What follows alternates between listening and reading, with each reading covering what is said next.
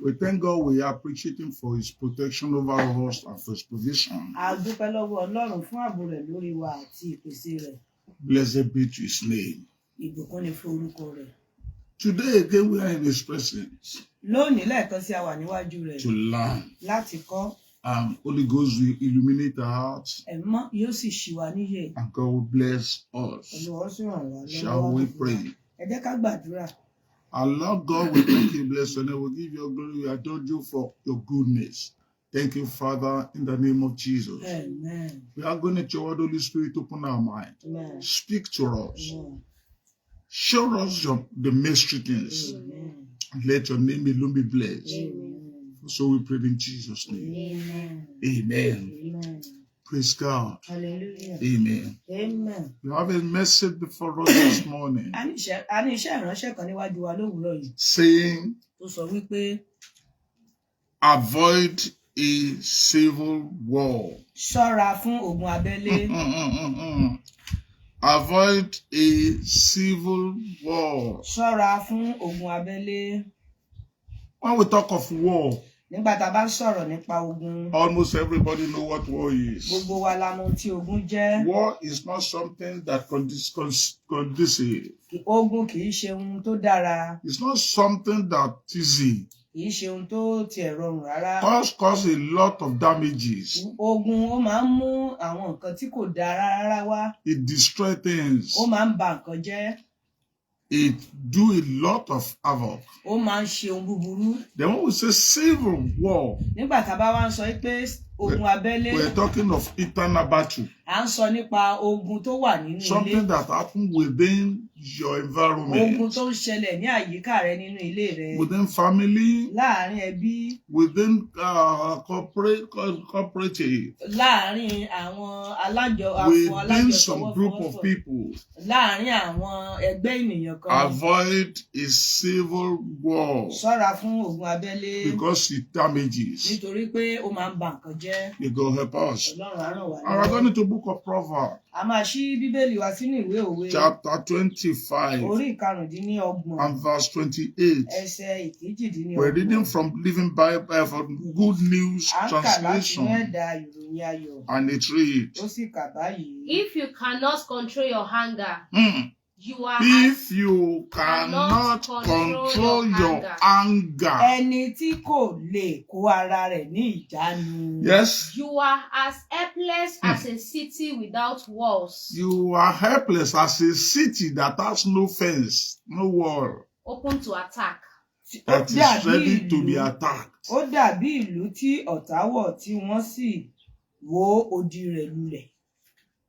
If city without fence is not secure. We read of Jericho. Jericho was a big city. Very strong city. They were so powerful. Even the Bible speaks of them that they lock their gate. In and out, nobody can go in. No one can come out because of security. But when the Israelites sang around it, they sang around it, they shouted, they give glory to God. The Bible says the wall was falling, and instantly people walked into the city. They did what they liked to the place. So the Bible is saying here, somebody that cannot control his anger is like a city that has no fence. May God help us. Then Proverbs 16:32. It is better to be patient than powerful. It is very important and good to be patient than to be powerful. Ẹni tí kì í tètè bínú sàn ju alágbára lọ. It is better to win control over yourself than over whole city. It is better to control yourself more than controlling others. Ẹni tí ń kó ara rẹ̀ ní ìjánu sàn ju ẹni tí ń jagun gba odidi ìlú lọ. You will see that all this chapter, Bible is referring to you yourself. A rí wípé àwọn ẹsẹ̀ Bíbélì yìí ó ń tọ́ka sí àwa fúnra wa. Anger, impatience, àìnísùúrù. They are the enemy that can easily open door for war. Ó jẹ́ ọ̀tá tí ó lè ṣílẹ̀kùn fún ogun ní ìrọ̀rùn. So it is better to control yourself. Ó dára kí a wá máa kóra wa ní ìjánu. You control your anger. Kó ìbínú rẹ ní ìjánu. Not that there will be nothing to provoke you. Kì í ṣe wípé kò ní sí nǹkan tó máa mú ọ bínú. The Bible says, but you should not sin. Bíbélì wípé ṣùgbọ́n kó má ṣe ṣẹ̀ ni. Something can provoke you. Ohun kan lè mú ọ bínú. Your children can provoke you. Àwọn ọmọ rẹ lè mú ọ bínú.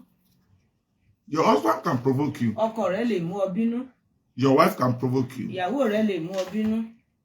Your master can provoke you. Ọ̀gá rẹ lè mú ọ bínú. Your relative can provoke you. Ará ilé rẹ lè mú ọ bínú. The situation around you can provoke you. Ìṣẹ̀lẹ̀ láyìíká rẹ lè mú ọ bínú. But you must be able to control yourself. Ṣùgbọ́n o gbọ́dọ̀ lè kó ara rẹ ní ìjánu. And he's saying, ó sì wá sọ. You may have confidence in your power, in your strength, in your ability. O lè ní okun nínú ipá rẹ, agbára rẹ.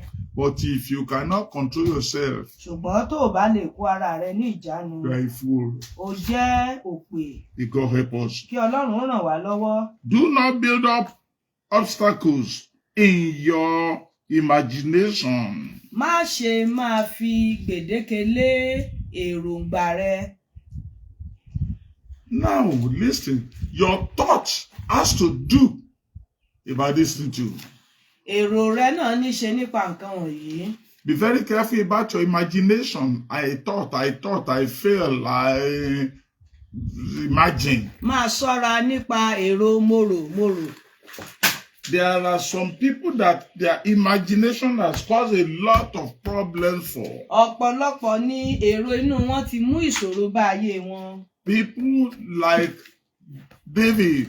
Àwọn èèyàn bíi Dáfídì. Somebody like Jeroboam. Àwọn èèyàn bíi Jeroboam. They said, I thought. Ó sọ wípé mo rò. And they cannot control that thinking. Wọn ò sì lè ṣe àkóso ìrònú wọn. And as to that. Nípa ìdí èyí. As to that. Nípa ìdí èyí. They lose a lot of things in their life. Wọ́n sì wá pàdánù ọ̀pọ̀ nǹkan nínú ayé May wọn. God help us. Kí Ọlọ́run kí ó ràn wá lọ́wọ́. So don't try to put obstacle into your way through your imagination. Má ṣe máa fi gbèdéke lé ayé rẹ nípasẹ̀. Remind yourself that God is within and that nothing can defeat God. Má ṣe gbàgbé wípé Ọlọ́run jẹ́ ẹni tinú tí kò sì sí ohunkóhun tí ó lè borí rẹ̀. What we mean is this, when you are thinking, ohun tí a ń sọ náà ni èyí tó o bá ti ń ronú. Don't forget that God is in you. Má ṣe gbàgbé wípé Ọlọ́run wà nínú rẹ. And when you have a thought, tó o bá sì ti wá ní èrò. That thought, if you can't control it, you will just be speaking. And you should know that God may control that thought. Tí o bá lè kó èrò yẹn ní ìjánu, èrò yìí kò ní ṣe ọ́ ní nǹkan tó dára. When you say, is that, I will do this, I will do that. Wípé màá ṣe léyìí, màá ṣe tòun. And the Bible says, Bíbélì sì wípé, as you are saying it to my hearing, ó ní bí mo ti gbọ́ tí ó ń sọ ní etí mi. So will I do. Bẹ́ẹ̀ ni màá ṣe sí ọ. Be very careful. Ẹ ṣọ́ ara. May God help us. Kí Ọlọ́run kí ó ràn wá lọ́wọ́. Amen. Àmín. You should not allow your thought to disturb your life. O gbọ́dọ̀ fi àyè gba èròǹgbà ọkàn rẹ kó yọ ilé ayé rẹ lẹ́nu. No power can defeat God. Kò sí agbára kan tó lè borí Ọlọ́run. That is why you should know that no power can defeat you. Ìdí nìyí tó fi gbọ́dọ̀ mọ̀ pé kò sí agbára kan tó lè borí rẹ. So if you don't control your anger, and you furiously say some things, it may affect your life. Avoid a civil war, and God will help you. No one can defeat you unless you first defeat yourself. Self-image sets the ordinaries and the limit of each of our individual accomplishment. Èròǹgbà ara wa ó máa ń fi gbèdéke lé ibi tí ó yẹ ká dé nínú àwọn àṣeyọrí tàbí ìgbéga wa. That is, you can't live above your thoughts. Ó túmọ̀ sí pé o ò lè gbé tayọ ohun tó wà nínú ọkàn rẹ. If you are thinking of defeat, tó o bá ti ń ronú ìjákulẹ̀, you will be defeated. O máa ní ìjákulẹ̀. If you are thinking of problem, tó o bá ti ń ronú ìṣòro, you have it. Ìṣòro máa wá. Job said, Ìwé Job wípé, what I'm fearing most is what happened to me. Ó ní ohun tí mò ń bẹ̀rù náà ni ó dé bá mi yìí. So if you don't control your thoughts, tó o bá ti lè kó èrò rẹ ní ìjánu, your imagination, àwọn èròǹgbà rẹ, it will affect your living. Ó máa yọ ìgbé ayé tó ń gbé lẹ́nu. So don't defeat yourself. Ìwọ ni kí o má já ara rẹ kulẹ̀. You are a winner. O jẹ́ aṣẹ́gun. Don't fall before getting to battle. Má tí ìṣubú débi títí di ìgbà tó máa dé ojú. No one can deceive you unless you yourself. Kò sí ẹnikẹ́ni tó lè já ọ kulẹ̀ àfi ìwọ fúnra rẹ. And be strong enough to win the battle. Kí o sì jẹ́ alágbára tó bẹ́ẹ̀ gẹ́ láti ṣe ogun náà. We are sure to be losers when we quarrel with ourselves. It is a civil war. Ó dá mi lójú wípé o jẹ́ oníjákulẹ̀ nígbà tó bá ti ń bá ara rẹ jà. Eléyìí náà ni ogun abẹ́lé. No one can deliver you when you are fighting yourself. Kò sí ẹnikẹ́ni tó lè gbà ọ́ tó bá ti ń bá ara rẹ jà. Your life is in yourself. Ayé rẹ wà ní ọwọ́ rẹ. Your thought is in yourself. Èrò rẹ wà nínú rẹ. So unless you conquer from within, you cannot conquer from out. Láì ṣe wípé o bá ṣẹ́gun láti inú ara rẹ, kò sí ẹnikẹ́ni tó lè bá ọ ṣẹ́gun. You must know that. O gbọ́dọ̀ mọ eléyìí. And the Bible says, as man thinketh, so he is. Bíbélì sì jẹ́ kó yé wa pé bí ènìyàn ṣe ń rò bẹ́ẹ̀ gan lórí. So if you cannot be guiding your thought, tó o bá wá lè máa sọ èrò rẹ, your imagination, èròǹgbà ọkàn rẹ, you find problem. Wàá máa ní ìṣòro. Let's look at the problem of Jeroboam. Ẹ jẹ́ ká wo ìṣòro Jeroboamu. Book of 1 Kings chapter 12. Nínú ìwé àwọn ọba kìíní orí 12. And let's see the word of God. Ẹ jẹ́ ká wo ọ̀rọ̀ Ọlọ́run níbẹ̀. Verse 26. Ẹ jẹ́ ká wo ẹsẹ̀ 26. And Jeroboam said in his heart. He said in his heart. Ó sọ nínú ọkàn ara rẹ̀. You should be saying something good from within your heart. O gbọ́dọ̀ máa sọ ohun tó dára láti inú ọkàn rẹ wá. You should do away with defeat from your mind. O gbọ́dọ̀ kúrò nínú èrò ìjákulẹ̀ láti No inú ọkàn rẹ. matter how situation around you is. Kò sí bí ìṣẹ̀lẹ̀ àyíká rẹ ṣe lè le tó. Be speaking with confidence for victory. Máa sọ̀rọ̀ nínú ìgboyà nípa ìṣẹ́gun. Now shall the kingdom return to the house of David. If these people go up to do sacrifice in the house of the Lord at Jerusalem. And when he thought wrongly, he defeated himself and he did what would provoke God.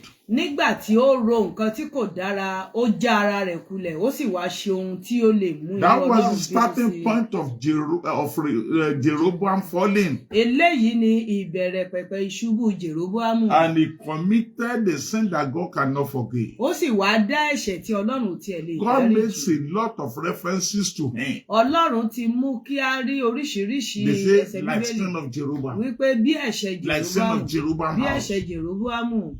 It started from within. Ó ti bẹ̀rẹ̀ láti inú wá. And he did it. Ó sì ṣe é. Then book of 1 Samuel. Ìwé Sámúẹ́lì kìíní. Chapter 27. Orí 27. This is of Jeroboam. This is David now. Títà àkọ́kọ́ yìí ni Jeroboamu, eléyìí kejì ni ti Dáfídì. If he say thou, it is well. 1 Samuel 27. And David said in his heart. Listen to that. Not in his mouth now. Kì í ṣe ní ẹnu ara rẹ̀. In his heart. Ó sọ láti inú ọkàn rẹ̀. Falling started from within. Ìjákulẹ̀ máa ń bẹ̀rẹ̀ láti inú wá. Failure started from within. Ìjákulẹ̀ máa ń bẹ̀rẹ̀ láti inú wá. You can avoid the civil war. O lè ṣọ́ra fún ogun abẹ́lé. This is beginning of David problem. Eléyìí ni ìbẹ̀rẹ̀ pẹ̀pẹ̀ ìṣòro Dáfídì. I thought within my soul. Ó ní mo rò nínú ọkàn ara mi. I shall now perish one day by the hand of Saul. Where is God that have been keeping him? Ní ibo ni Ọlọ́run tó ti ń pa á mọ́ wà? He was the person that went to Saul, took his spears, took his water, did everything, cut his cloth. Òun ni ẹni tí ó gbé tó lọ bá Sọ́ọ̀lù tó mú ọ̀pá rẹ̀, ó gbé ike omi ẹ̀, ó sì tún gé etí aṣọ rẹ̀. Níbo ni Ọlọ́run tó ti ń pa á mọ́ yẹn wà? How did he do all that? Báwo ló ṣe ṣe àwọn nǹkan wọ̀nyí? God was with him. Ọlọ́run wà pẹ̀lú rẹ̀. But when he had a negative thought, nígbà tó wá ní èrò búburú ní ọkàn rẹ̀, he waged war against himself. Ó mú ogun wá sí ayé ara rẹ̀ láti and it affected him. Ó sì wá yọ lẹ́nu. Yes. There is nothing better for me than that I should speedily escape. When you cannot control your thoughts, nígbà tó lè ṣèkáwọ́ èrò rẹ̀, you are creating problem. Ó mú ìṣòro wá ni. Báyà you will act wrongly. Díẹ̀díẹ̀ wàá bẹ̀rẹ̀ sí ní máa gbé ìgbésẹ̀ tí kò ní tọ́. And you find yourself in problem. Wàá sì wá rí ara rẹ̀ nínú ìṣòro. David is now saying, Dáfídì sọ báyìí. There is nothing better for him than to run away. Ó ní kò sí nǹkan tó dára fún òun ju kó òun sá lọ. From the place of God. Ní ibi tí Ọlọ́run fi sí. God sent him to go and rescue Israel from Philistines. Ọlọ́run sọ wípé lọ gba àwọn Ísírẹ́lì kúrò lọ́wọ́ Fílístínì. And he said he's going to find his refuge. Ó wá sọ wípé òun tún fẹ́ lọ wá ààbò nínú Fílístínì. That is why he ran to Siglag. Eléyìí ló mú kí ó sá lọ sí Sígílágì. And it was that Siglag they burned his house. Níbẹ̀ ní Sígílágì yìí láti tiri tí wọ́n ti fi iná kún ilé rẹ̀. They carry all his children, his wife, everything. They naked them. Gbogbo tó ní lọ. Civil war. Ogun abẹ́lé.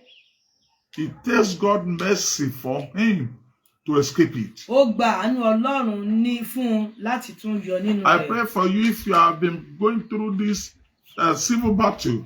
Mo gbàdúrà fún ọ tó bá ń la ìlà kọjá ogun abẹ́lé. That the Lord God of David should show mercy on you. Amen. Wípé Ọlọ́run Dáfídì á fi àánú gbọ́ ẹ. The way he rescued David, he will rescue you. Amen. Bó ṣe gba Dáfídì, yóò sì gba ìwọ náà. He caused battle for himself. Ó mú ogun abẹ́lé wá fún ara rẹ̀. He defeated himself. Ó sì já ara rẹ̀ kulẹ̀. May God help us. Kí Ọlọ́run kí ó ràn wá lọ́wọ́. So you should know how to control yourself. Nítorí náà o nílò láti mọ bó ṣe máa kó ara rẹ̀ ní ìjánu. Our best friends and our worst enemies are the thoughts we have about ourselves. Ọ̀rẹ́ wa tó dára jù àti ọ̀tá wa tó burú jù. Òun ní èrò tí a ní sí ara wa. The way you are thinking will affect your life.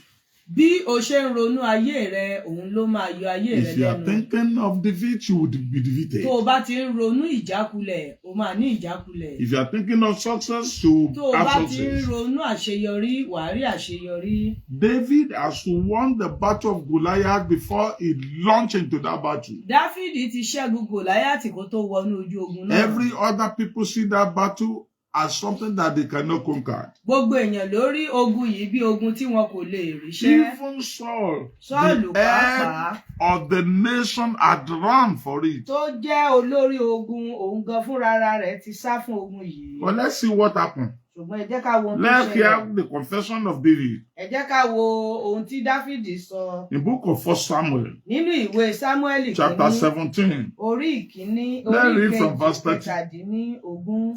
from verse 32. Ẹ jẹ́ ká kà láti Let's listen to his statement. Yes? Ẹ jẹ́ ká And David said to Saul, David, is what he, as a man, is what he said. ohun So tó speak ní out. lọ́kàn náà ni ó sọ fún un. He said to Saul, Ó sọ fún Sọ́ọ̀lù, Dáfídì sọ fún Sọ́ọ̀lù. let no man's heart fail because of him. Don't be troubled because of this man. Yes. Thy servants will go and fight with the Philistines. I, person as small as I am, I will go. I will fight him. Èmi fúnra mi bí mo ṣe kéré mọ yìí màá lọ màá sì bàjà. Yes. And Saul said to David. Listen to the statement of others. Ẹ jẹ́ ká wo ọ̀rọ̀ ẹlòmíràn. People may not believe you. Àwọn èèyàn lè má gbà ọ́ gbọ́. Your wife may not believe you. Ìyàwó rẹ lè má gbà ọ́ gbọ́. Your husband may not believe you. Ọkọ rẹ lè má gbà ọ́ gbọ́. Your parents may not believe you. Àwọn òbí rẹ lè má gbà ọ́ gbọ́. But you must believe yourself. O gbọ́dọ̀ gbára rẹ gbọ́. Anytime you disbelieve yourself, you start battle. Gbogbo ìgbà tó o bá ti ń ṣe àìgbàgbọ́ ara rẹ, o máa ní ogun. Saul was there at the end of state. Saul wà níbẹ̀ gẹ́gẹ́ bí olórí ogun. He didn't believe David. Kò gba Dáfídì gbọ́. His brother were there. They don't believe him. Àwọn ẹ̀gbọ́n rẹ̀ wà níbẹ̀ wọn ò gbà gbọ́. But David believed himself. Ṣùgbọ́n Dáfídì gba ara rẹ̀ gbọ́. Avoid a civil war. Ṣọ́ra Yes. fún ogun abẹ́lé. Thou art not able to go against the Philistines to fight with him. Listen to what the head of state is. You cannot go. Ẹ gbọ́ ohun tí olórí ogun sọ, ó ní ò lè lọ. Yes. For thou art but a youth.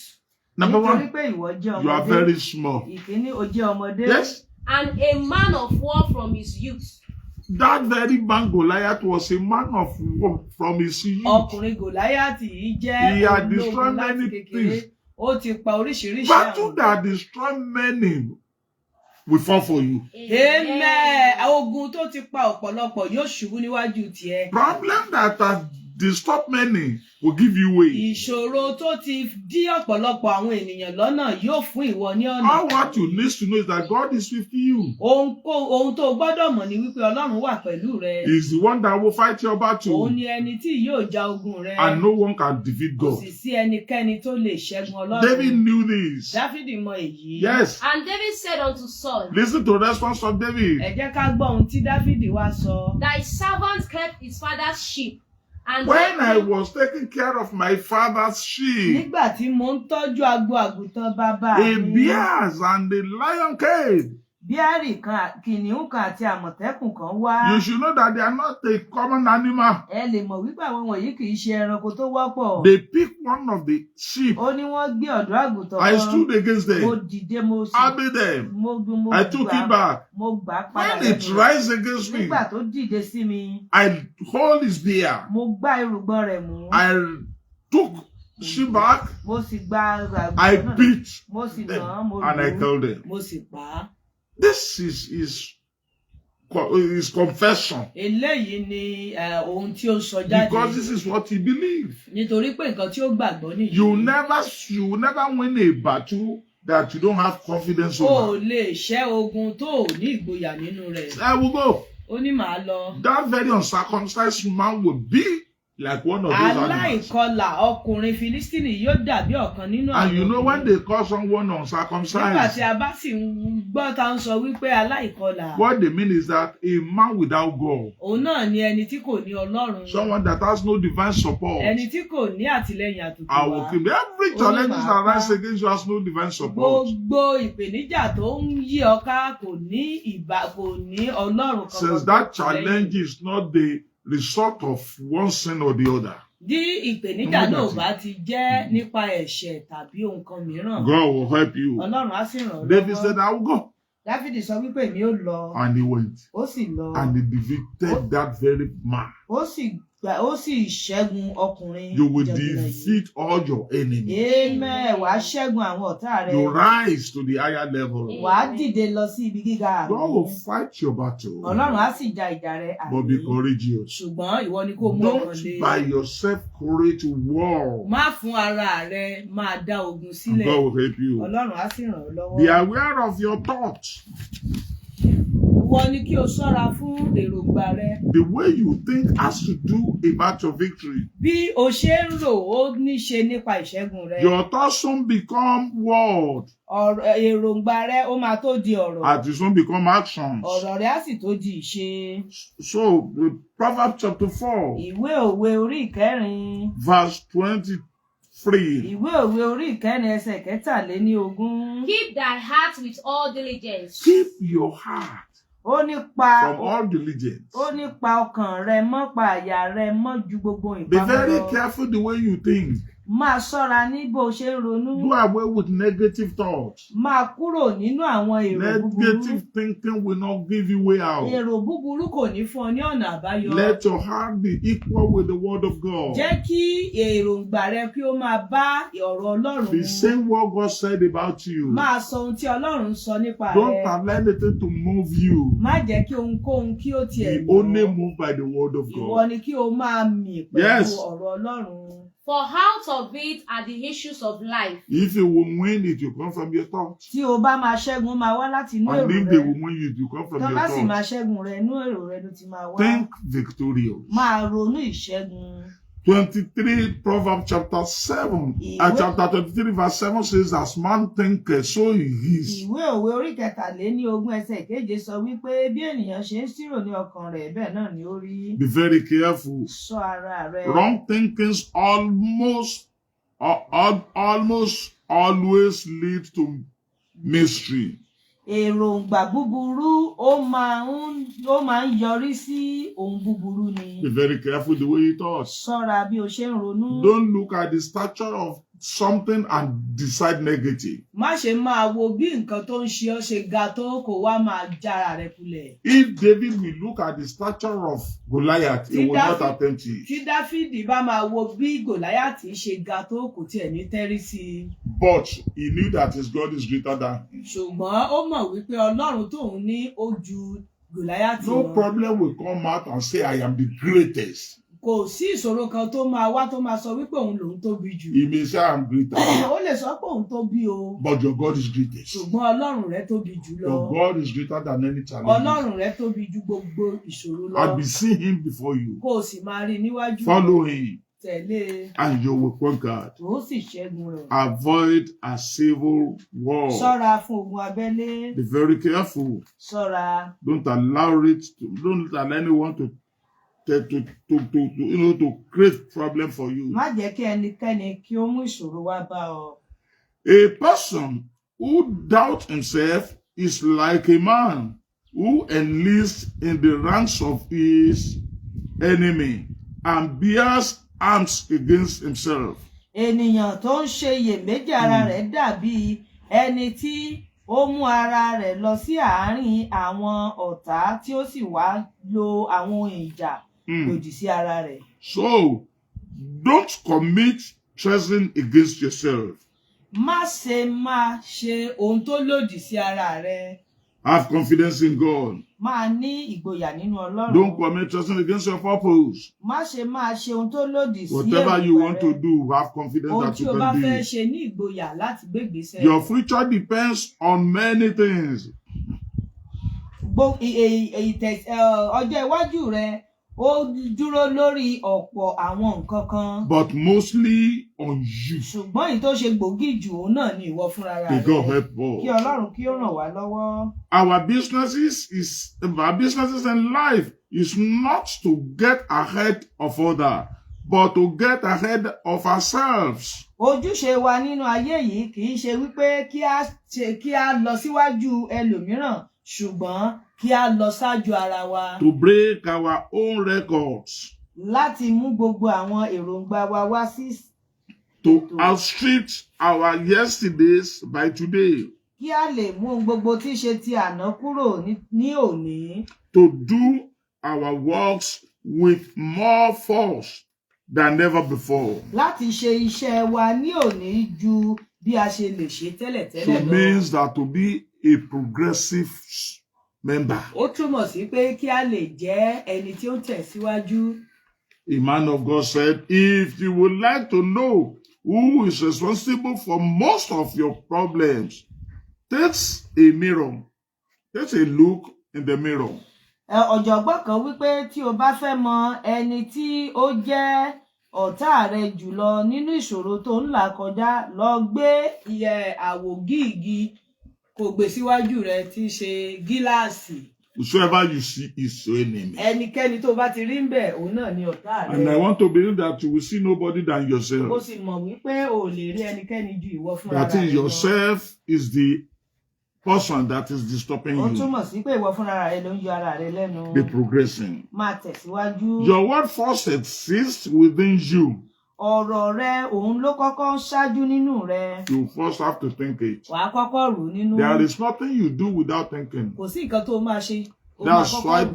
That is why we are saying that be very careful about your thoughts. Ìdí nìyí tá a fi sọ fún wa pé kó a ṣọ́ra nípa èròǹgbà rẹ. What you picture in your mind is what your mind will accomplish. Ohun tí ó ń yàwòrán rẹ̀ nínú ọkàn rẹ, òun náà ni ọkàn rẹ máa tètè ní Your láti ṣe. imagination will become your action. Èròǹgbà rẹ òun ló máa wá di ìṣe. When you change your picture, you automatically change your performances. Tí o bá ti yí àwòrán tó ń yà ní ọkàn rẹ padà, bí o ṣe rí náà ló máa bẹ̀rẹ̀ sí ní máa yí padà lójú ẹsẹ̀. Amazingly, sometimes Ní ìyanu ńlá what ní you ọ̀pọ̀ think ìgbà. as your greatest weakness can become a wonderful strength.